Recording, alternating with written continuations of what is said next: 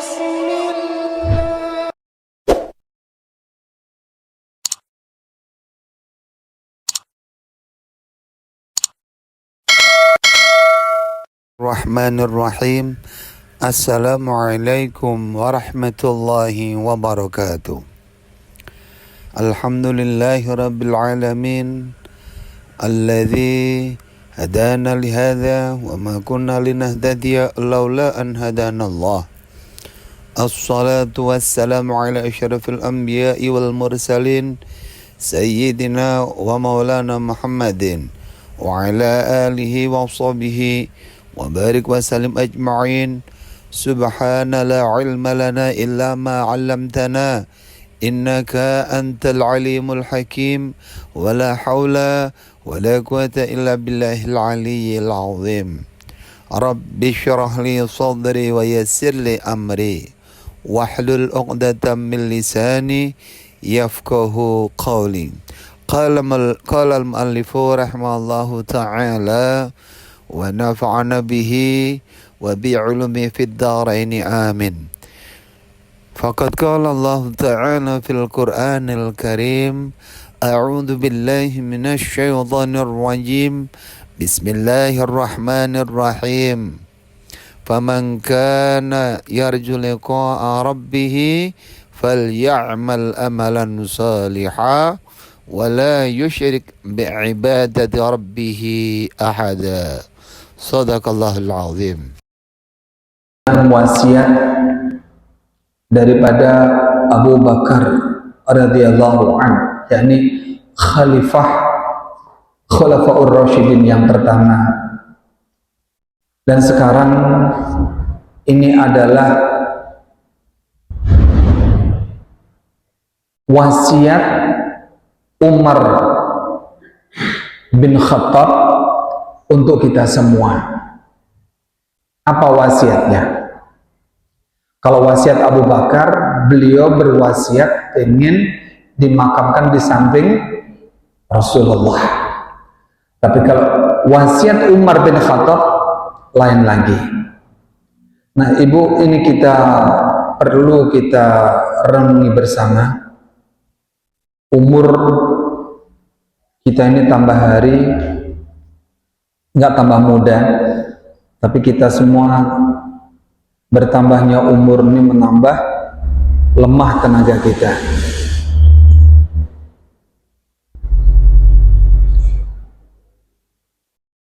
Ketika orang itu sudah berada di dalam keranda, di sini semua kita akan menghadapi semua. Jadi orang kalau sudah di dalam keranda itu ketika hidupnya, jabatan, harta, semua yang dia miliki, dari rumah mewah, semua yang dimiliki kekayaannya nggak ada artinya kalau sudah di dalam liang kubur itu. Makanya belum menghadapi itu, orang sudah tua renta, itu dalam pembahasannya rasa berat mengkisah, membicarakan masalah dunia. Kenapa? Karena dunia mau ditinggalkan. Apalagi orang yang sudah di dalam keranda. Nah, ini ada sebuah wasiat daripada Umar bin Khattab, larangan. Ada wasiat, jadi wasiat yang disampaikan dari masing-masing tokoh-tokoh kita. Rasulullah wasiatnya demikian, ini beda-beda semua. Apa wasiatnya di dalam wasiat beliau menjelang kematiannya, yakni Umar bin Khattab, khalifah Rasulullah yang kedua. Ini Umar bin Khattab lamma hadaratul wafat. Ketika Sayyidina Umar bin Khattab, khalifah yang kedua, ketika beliau mau dijemput oleh kematian, ini istilah kita syakaratul maut. Beliau berwasiat, ngomong. Jadi wasiat itu adalah pesan terakhir ketika mau meninggal. Qala libnihi ya bunayya wahai para putra-putraku, idza hadaratnil wafatu fahrifni waj'al rukbataika, ketika kematianku nanti telah datang, maka miringkanlah aku nanti. Pesan beliau, disuruh memiringkan. Waj'al rukbataika, dan jadikanlah dua lututmu itu, ya, dua lututmu itu berdekatan dengan sulbi, bagian sini. Artinya apa? Anak-anaknya di depan, beliau ketika meninggal mintanya dimiringkan.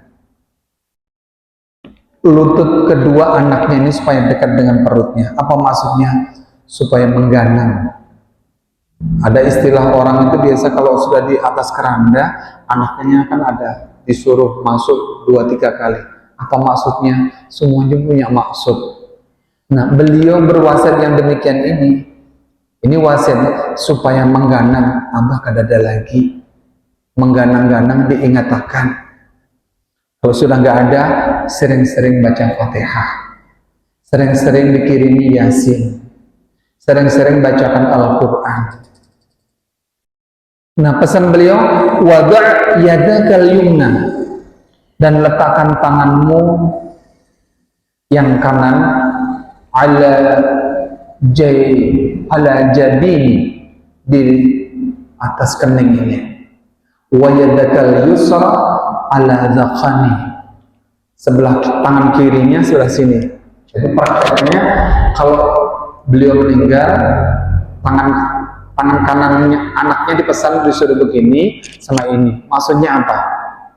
Nah, faida qobit itu fa'aghamibani waqsudu fi kafani.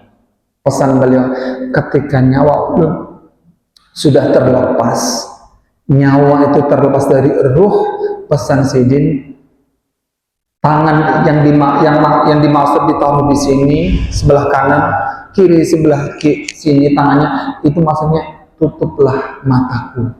Jadi kan biasanya, mohon maaf, orang meninggal itu kebanyakan matanya begini. Nah, ketika sudah memang habis nggak ada nyawanya, Sidin minta tangannya itu menyapu ini. Jadi dipertemukan tangannya dari sini menyapu akan secepatnya. Makanya ketika meninggal dunia, kalau bisa ditunggui, ketika nyawa lepas langsung ditutupi. Sama, jadi wasiat para sahabat ketika meninggal disuruh mendengarkan, kita suruh makai kajian ini. Jadi sama, jadi kalau mohon maaf, kita minta semoga panjang umur, Bu, ya, dijauhkan balak malapetaka, penyakit jauh, kita diberi panjang umur, istiqamah, bermajlis, istiqamah beribadah. Kemudian kalau memang sampai umur, minta kita husnul khotimah. Nah, ketika sampai umurnya, bisa diambil ini kajian wasiat Umar bin Khattab ini. Jadi kalau meninggal, wasiat pertama tadi dimiringkan. Jadi satu-satu anaknya, kedua lutut ini disuruh merapatkan sini. Jadi kuitan sudah meninggal, ini disuruh merapatkan ini paling berapa menit mungkin begitu, sambil membaca apa gitu. Nanti kalau sudah pindah lagi. Nah, habis itu yang kedua pesan beliau ketika memang betul sudah wafat, itu tadi ditutup matanya. Apa maksudnya? Waqsuduni fi kafani, dan aku minta itu jangan terlalu mewah, itu disedangi. Artinya kainnya juga jangan terlalu mewah. Kalau mohon maaf, mentang-mentang sugih, hendak kain dibungkus dengan sutra. Nah, kada boleh. Makanya dipesan ini, waqsudu fi kafani fa innahu illam yakun li inda khairun abdalani khairan minhu. Pesan beliau, kalau sudah meninggal, tutup mata ulun, bungkus dengan kain kafan yang biasa-biasa saja. Sama mau umpati orang banyak juga. Kain putih ukurannya yang sama. Bungkus berapa lapis, kada perlu sampai 100 bungkus, kada perlu. Atau dibungkus dengan kain-kain yang belain daripada yang lain. Jangan. Beda dengan Siti Khadijah. Di dunia itu nggak ada bandingannya, Ibu, dengan kebaikan Siti Khadijah. Kenapa? Karena Siti Khadijah itu sebelum mengawini Rasulullah, kekayaan beliau itu 2/4 kurang lebih daripada kekayaan Madinah Abu Sidin. Tapi setelah sampai wafat beliau, baju mencari kain kafan aja kadang ada Sidin. Tapi nggak pernah di situ nggak pernah menyakiti laki, nggak pernah menuntut harta kepada laki. Bahkan wasiat beliau meninggal itu, Ibu Siti Khadijah, seandainya ketika berjuang kemudian kurang dana, seandainya tulang-tulang ulun ini kawak dijual, jual aja tulang-tulang ulun, sumbangkan gasan perjuangan dalam Islam. Itu Siti Khadijah, luar biasa. Jadi harta kekayaan yang begitu banyak beliau sumbangkan di dalam Islam, nggak ada penyesalan sama sekali, dan nggak pernah menyakiti hati laki. Bisalah ibu-ibu kayak begitu, jangan menyakiti laki. Kayak apa caranya, Pian? Pokoknya apa yang Pian bisi, beriakan. Wah, ujar ibu nyaman benar Pian. Bukan, ulun kan mengkisah Siti Khadijah. Siti Khadijah kayak begitu, Masya Allah. Nggak ada di dunianya duanya. Kadada jalannya lah, kadada rasanya. Cuma setidaknya sifat-sifat beliau itu bisa diambil tauladan. Itulah gambaran pemimpin surga bagian perempuan. Nah, Pian kalau mau terpilih jadi pada kelompok pimpinan majelis dalam surga, nah baiki sifat kita juga. Kayak apa sifat yang bagus yang dicerminkan oleh Siti Khadijah. Makanya nggak ada salahnya, Ibu, kita ini bermajlis ketika lupa ingat pulang, kena. Oh iyalah, Siti Khadijah kayak begitu perjuangannya. Lalu kita apa yang kita perjuangkan di dalam Islam? Dan setidaknya kita ini hadir, yang penting kajian ilmu dipakai dulu. Apa yang disampaikan dalam kajian ilmu dipakai dulu, nanti ada saatnya kita perlukan, kita pakai. Nah, kemudian pesannya daripada Umar bin Khattab, minta dikafani dengan kain kafan yang biasa aja. Fa innahu illam yakun li 'indallahi khairun abadalani khairan minhu. Ujar Sidin, kalau memang di situ aku ada kebaikan di dalam hidupku, kemudian aku meninggal, di sisi Allah ada kebaikan, maka di situ Allah akan mensegerakan, menggantikan dengan kebaikan. Jadi orang kalau amalnya baik, pengen disegerakan untuk dimakamkan, pengen disegerakan akan dimakamkan, dikubur. Karena akan melihat daripada kebaikan yang dilakukan semasa hidupnya di dunia. Wa in kuntu ala ghairi dzalik, kalaulah seandainya ulun nggak masuk dalam bagian kebaikan yang dimaksud itu, yang maksudnya ulun nggak masuk dalam, nggak ada kebaikan di dalam kehidupanku itu, salabani fa asri salabi waqsudu fi hufrati. Cuman aku juga minta agar aku ini disegerakan untuk dikafani, dimasukkan cepat-cepat ke dalam liang kuburku. Kenapa? Pesan kayak beliau ini faham, orang yang semakin lama untuk dimakamkan, dikuburkan, semakin tersiksa. Jadi orang meninggal itu kalau nggak segera dikuburkan tersiksa. apa yang didengar di dunia ini menjadi sesuatu yang sangat mengganggu, sangat menyiksa, sangat menyakitkan. Makanya di dalam Islam masuk dalam bagian yang harus disegerakan. Kalau bisa jangan melewati satu waktu. Apa satu waktu itu?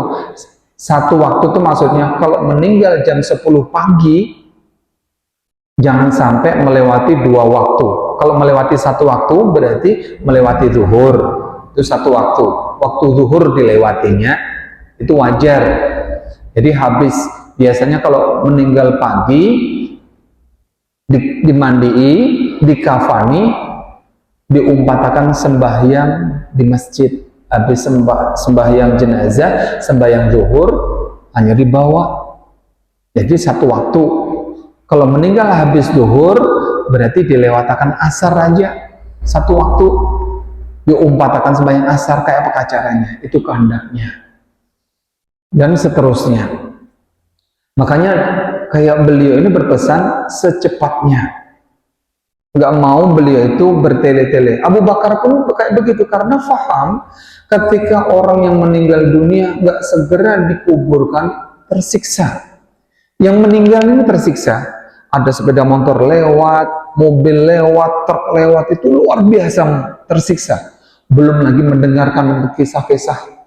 Jadi kisah-kisah orang yang berkerumun di dalam rumah itu, dalam hitungan kendangnya ini kan rasanya mau pecah, mau jebol. Makanya kehendaknya secepat mungkin untuk dimakamkan. Karena ketika menunggu anaknya, menunggu cucunya, menunggu dengsanaknya, menunggu sanak famili kerabatnya, yaitu kesimpulannya apa akhirnya? Mementingkan yang hidup, tidak mementingkan yang meninggal.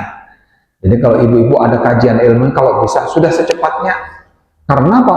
Ketika dijumpai yang terakhir, ya sudah dalam kondisi sudah berbungkus juga. Jadi nggak usah tunggu-tunggu menunggu lagi. Itu kehendak pesannya dari orang yang meninggal. Pesannya di dalam Islam yang demikian. Fa innahu illam yakun li 'indallahi khairun wasi'ali fiha madda basari. Nah, lagi-lagi di sini disebutkan, aku pengen dimakamkan, dikuburkan di dalam liang kuburku secepatnya. Aku pengen tahu kalau memang ulun ini punya amal bagus di dalam kehidupanku, maka aku akan melihat kebaikan itu di dalam luang kuburanku itu akan menjadi luas dan akan menjadi terang sejauh pandang pandanganku. Jadi hakikatnya, ya mohon maaf, kalau kita mengubur dengan ukuran orang yang meninggal itu hanya kasat yang kita melihat. Tapi sebaliknya, manakala amalnya bagus orang yang dikubur, ketika dikubur itu kuburannya akan menjadi luas. Akan menjadi luas, akan menjadi terang. Seterang apa? Seterang sejauh pandang yang kita lihat. Ini pandangan orang yang masa hidupnya bagus meninggal di liang kuburnya. Makanya kita banyak-banyak di hari tua ini banyaki nasihat yang paling bagus adalah kematian. Kematian, kita semuanya akan menghadapi kematian. Jangan banyak mengisah masalah dunia, secukupnya aja dunia. Nah, wa in kuntu ala ghairi dzalik. Nah, namun apabila ulun ini enggak termasuk dalam bagian orang yang baik amalnya, ulun enggak, seumpama Allah enggak memberikan kuburan ulun ini menjadi luas, kuburan ulun ini enggak menjadi terang, maka dayyaqaha alayya hatta takhtalifa adla'i. Maka di situ aku akan menjadi sempit, liang kuburku akan menjadi sempit, hatta takhtalifa adla'i, sehingga akan menjadi hancur dan remuk tulang-tulangku. Nah ini mengingatkan kepada kita semua akan masuk dalam liang kubur. Rumah yang kita punya di rumah kita tinggalkan. Kendaraan mobil yang kita punya kita tinggalkan. Baju yang bagus banyak ditinggalkan semuanya. Jadi kita di situ hanya berhadapan dengan amal kita yang menjadi teman. Nah, pesan beliau, wala takharujna ma'ya imra'atun. Ulun berpesan, jangan ketika ulun keluar dari rumah bersamaan ada wanita. Beliau, ini pesan beliau. Beliau nggak mau jenazah beliau diiringi dengan wanita. Ini pesan beliau.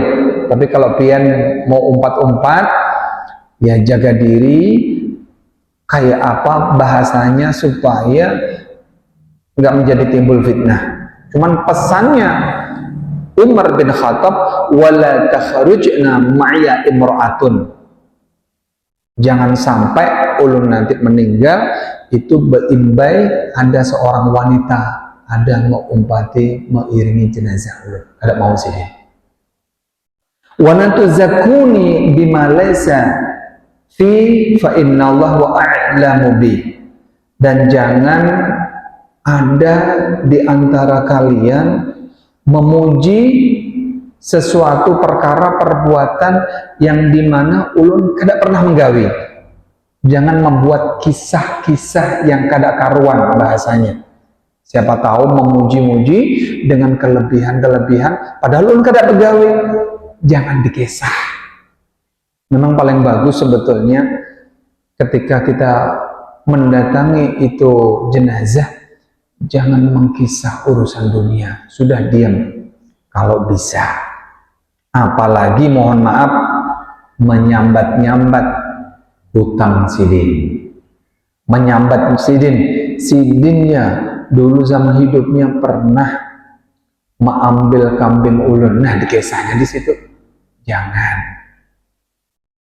Ya, beliau aja menyambat kebaikannya pada saat itu, tapi kebaikannya nggak diperbuat, kada mau. Fa innallaha huwa a'lamu bi. Karena sesungguhnya Allah lebih mengetahui. Jadi kisah sebetulnya, kisah yang baik, tapi kisah perbuatan, kisah cerita baik itu nggak pernah diperbuat dengan jenazah tadi, itu sebetulnya akan menambah siksaan dari si mayit. Ya, yang nyata Allah lebih mengetahui, nggak usah berkisah. Wa idza kharajtum bi fa asri'u fil masyi fa innahu illam yakun li'indallahi khairun qaddamtumuni ila ma huwa khairun li. Nah, ketika kalian nanti sudah membawa dalam keluar dari rumah jenazah ulun, fasri'u fil masyi. Beliau minta cepatakan dalam membawa jenazah ini. Nggak mau santai-santai dulu, nggak mau. Ya, pesan beliau. Karena fa innahu lam yakun li indallahi khairan qaddamtumuni. Karena yang demikian itu kalau sudah cepat membawa jenazah untuk membawa ke liang kubur, kalau memang aku ini mempunyai kebaikan di sisi Allah, aku pengen cepat menerima. Itu yang dikehendaki. Ila ma huwa khairuni wa in kuntu ala ghairi dzalik kuntu qad alqaitu ma'ana riqabikum syarran tahmilunahu. Kenapa aku pengen ketika jenazah ini diangkat pengen cepat-cepat? Kalau memang ada kebaikan ulun pengen cepat nerima, tapi kalau apabila ulun nggak ada kebaikan di situ, aku pengen melepaskan beban berat yang dipikul dalam pikulan ini supaya tidak menyakiti daripada pembawaan ulun ini. Jadi pesan sidin itu kada mau sidin ini jenazahnya dibawa dengan pegamatan. Kada mau juga sidin ini diumpati dengan binian. Nah, ini pesan Umar bin Khattab. Nah, perlu kemudian Ibu, setelah malam itu biasanya Ibu ya, kita mengaji kan, malam pertama, kedua, 3, 4, 5, 6, 7. Nah, di situ banyak jin kafir yang berkeliaran. Nah, perlu diketahui di rumah kita, Ibu, itu banyak jin kafir, dan jin kafir itu 3 makanan jin kafir, supaya perlu kita ketahui Ibu, supaya menghindari. Yang pertama, jin itu inya ketujuh makan daripada sampah yang bermalam di rumah kita. Itu yang pertama. Jadi kalau bisa jangan sampai ada tumpukan sampah di rumah kita, karena tumpukan sampah itu adalah makanan daripada jin. Bukan berarti mana sampahnya ada kada bergerak, bukan. Makanannya jin itu inya aura penciumannya aja, itu yang dimakan. Itu yang pertama. Kemudian yang kedua, biasanya kalau malamnya itu mengaji, bermakan-makan kan, bermakan-makan. Nah, bermakanan-makanan di situ, kalau seumpama sampai ada niat lain, biasanya mohon maaf, kalau orang yang ngelepas agama itu ada tuh dihendaki dibunju-bunju itu. Apa nggak tahu niatnya apa, tapi kalau niatnya itu sesajen, nah itu pulang diketujui jin kafir. Biasanya siapa tahu habis meninggal ada ditaruh di buncu sesajen, apakah situ? Nah itu juga bagian daripada jin. Atau berniat berlain-lain, itu bagian jin. Jadi sekali lagi Ibu lah, bukan berarti makanan jin itu dimakan harus berkurang, bukan. Ini penciumannya aja itu. Cuman itu sudah menjatuhkan amal kita, bentuknya syirik. Nah ini yang tidak boleh. Sampai kita syirik, kenapa? Menaruh sesuatu dengan sesajen karena niat selain Allah Subhanahu wa taala. Hati-hati. Innallaha la yaghfiru ayyushraka bihi syai'a. Sesungguhnya Allah tidak akan mengampuni orang yang menyekutukan sesuatu, ya, menyekutukan Allah dengan sesuatu, termasuk sesajen. Itu menaruh sesuatu yang di pojok, mungkin mohon maaf ada lekatan warna hitam, warna putih, kemudian ada kemenyan dan lain sebagainya. Kalau niat itu bukan tujuan Allah, itu bentuk syirik dan itu menjatuhkan amal kita. Sama kajian-kajian jauh pemahaman orang itu kalau sampai ada sesajen-sesajen, hati-hati. Kita ini sudah tua, kalau sampai ada paham sesajen itu menolong untuk kita, runtuh amal kita. Nah, kita yang hadir di majelis, kalau sampai ada yang membuang-buang barang, itu adalah bentuk juga mubadzir. Innal mubadzirina kanu ikhwana syayatin. Sesungguhnya orang yang menyia-nyiakan barang itu adalah saudara syaitan. Makanya ibu ini kalau masak, baik itu masak nasi goreng, masak sayuran, masak nasi, kalau bisa jangan berlebih-lebih yang sifatnya membuang. Jadi kalau seumpama orangnya berlima, cukup 5 habis, jangan sampai sisa membuang. Nah ini membuangnya ini sifatnya mubadzir. Mubadzir inilah kita ini spontan dapat julukan dari Allah saudara syaitan. Lain yang mohon maaf ibu ya, kita ini menukar mungkin cukup aja, menukar seperlunya. Nah ini yang dibahas ini sampai berlebih-lebih. Kalau orangnya 10 aja habiskan, jangan sampai ada yang sisa. Kayak apa bahasanya? Nah kemudian ini ada nasihat Imam Syafi'i untuk kita semua. Ada 7 nasihat yang perlu kita pegang di dalam hidup ini. Yang pertama, jangan kita ini mencemaskan hari besok. Jadi besok kita bahasanya makan apa, besok nggak usah dicemaskan. Cukup dalam benak hati ini kita berserah diri kepada Allah. Allah Maha Kaya, Allah yang memberi rezeki kita. Kita ini jangan cemas dengan hari besok. Kita ini selagi ada nyawa, insya Allah rezeki Allah siapkan. Yang pertama. Yang kedua, jangan cinta kepada orang yang tidak cinta kepada Allah. Artinya mohon maaf, kalau kita sebagai orang tua mau melihat menantu, calon menantunya, calon ini ya, lihati orangnya sembahyang apa kadang. Poin intinya cinta sama Allah apa enggak. Ini ada kadang mau sembahyang. Nah kalau orang sudah kadang sembahyang, jangan diparaki. Jangan berkawan kita kepada orang yang enggak cinta kepada Allah. Hati-hati. Kalau orang sudah enggak cinta kepada Allah, berarti banyak penyimpangan nantinya. Yang ketiga, nasihat Imam Syafi'i. Yang ketiga, musibah yang terbesar untuk kita itu cinta kepada orang yang tidak mencintaimu. Artinya apa?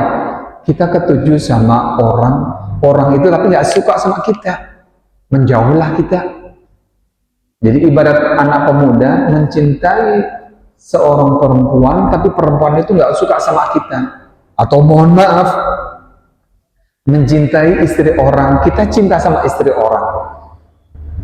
Tapi ya, itu sudah larangan yang dikatakan Imam Syafi'i itu sebuah musibah yang terbesar untuk kita. Jadi kesimpulannya, kita jangan sesekali mencintai pada seseorang atau suka kepada seseorang yang tidak suka kepada kita. Yang keempat, ya, sebesar apapun kita menggantung kepada orang, maka siap dikecewakan. Artinya apa? Kita jangan suka menggantungkan kepada orang, karena orang itu suatu ketika akan lengah. Kita jangan suka menggantungkan kepada diri kita. Kalau diri kita ini bisa aja kita berbuat sendiri, jangan minta kepada orang lain selagi kita mampu. Ini pesan-pesan wasiat beliau. Yang kelima, orang yang doa di tengah malam pasti ada balasan. Ini pesan beliau. Artinya apa? Apapun yang kita minta ketika kita sholat di tengah malam, itu pasti Allah akan mengabulkan. Artinya jangan meninggalkan yang namanya doa itu, karena doa itu juga perintah dari Allah Subhanahu wa Ta'ala. Kemudian wasiat yang keenam, orang hebat itu tidak mau menyimpan kesusahan. Artinya apa? Jadikanlah diri kita ini selalu lapang. Jadikanlah kita ini selalu menerima apa yang Allah takdirkan. Jangan suka kita ini sedih karena kita ini, wah sidinlah sugih, wah sidinlah bungas, wah sidinlah bisi ini bisi, akhirnya sedih. Jadi konsep wasiat daripada nasihat Imam Syafi'i, jangan bikin sulit kita, jadikan diri kita hebat dengan cara jangan menyimpan rasa kesusahan. Nah, yang ketujuh, wasiat beliau, jauhi perdebatan walaupun kita benar. Kita ini mohon maaf, sering berseberangan sama orang. Tapi jangan juga kita ketujuh berdebat. kita merasa pintar, kita merasa bisa. Ya sesekali enggak kita menoleh ke belakang coba. Terkadang mungkin ibu berselisih pendapat bisa kan sama laki, bisa mungkin kan. Nah, hal yang demikian itu nggak perlu diperdebatkan, harus ada yang saling mengalah. Karena ketika api berhadap dengan api, maka menyala api itu. Pas bini sarik, kita sarik pulang, pecahan piring dapatnya. Kayak apa solusinya? Nah, harus ada yang mengalah salah satu. Jadi artinya jauhi perdebatan. Jadi ketika kita seumpama nih, kita ini benar, tapi musuh kita ini kok bahasanya emosi benar, ya sudah tunggu sidin reda baru disampaikan. Ini pesan beliau supaya apa? Hidup itu indah. Ya, hidup itu indah dengan caranya, karena segala sesuatu persoalan akan diselesaikan dengan cara damai. Para bapak, para hadirin sekalian, Majelis Ta'lim Al-Hidayah yang sama-sama dengan Allah Subhanahu wa Ta'ala, ingin kami sebetulnya melanjutkan daripada pembacaan hadis ini, namun waktu jualah yang memisahkan di antara kita. Mungkin hanya ini yang bisa kami sampaikan. Salah khilaf, mohon beribu maaf atas segala kekurangan, dan banyak-banyak terima kasih atas segala perhatian. Akhirul kalam, wallahu a'lam bishawab. Al-Fatihah.